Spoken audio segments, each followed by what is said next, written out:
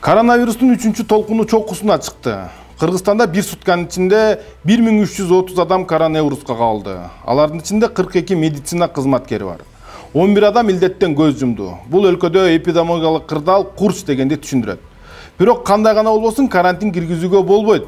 Себеби биздин экономика карантинди көтөрө албайт. Бул тууралуу саламаттыкты сактоо министри Алымкадыр Бейшебаев биринчи радиого берген маегинде билдирди. Былтыр карантин киргизгенде экономикабыз аябай катуу жабыр тартты.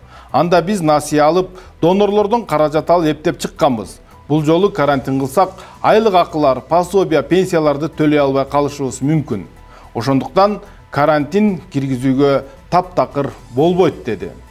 Жакында туристикалык сезонду ачтык. Ысык көлдө биздин дарыгерлер иштеп жатат.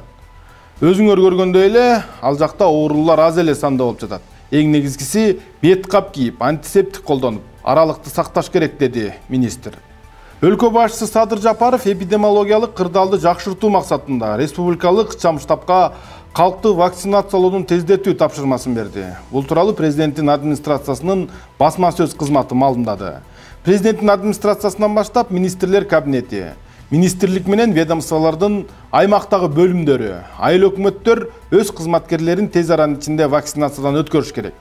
Саламаттык сактоо министрлиги, билим берүү министрлиги дарыгерлер менен мугалимдердин бардыгын вакцинация алуусун талап кылыш керек.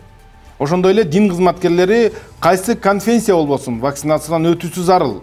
Соода, кызмат көрсөтүү, транспорт, банк кызматкерлеринин бардыгы милдеттүү түрдө вакцинациядан өтүш керек.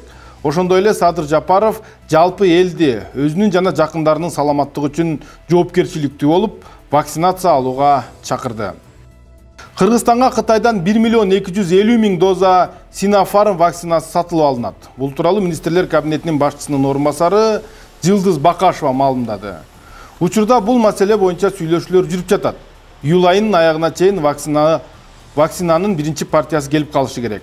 Жалпы иммунитетти көтөрүү үчүн калктын 70%-на, башкача айтканда 2.700.000 жаранга вакцина сайылышы керек. Кыргызстанга кечөө 1.2 миллион доза вакцина алынып келинди.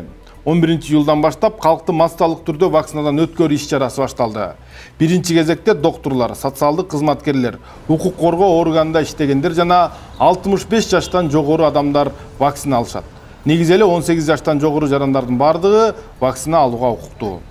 Бишкек, Ош, Чолпон Ата жана Каракол шаарларында күнү-түнү иштей турган калкты вакцинациядан өткөрүү пункттары ачылды.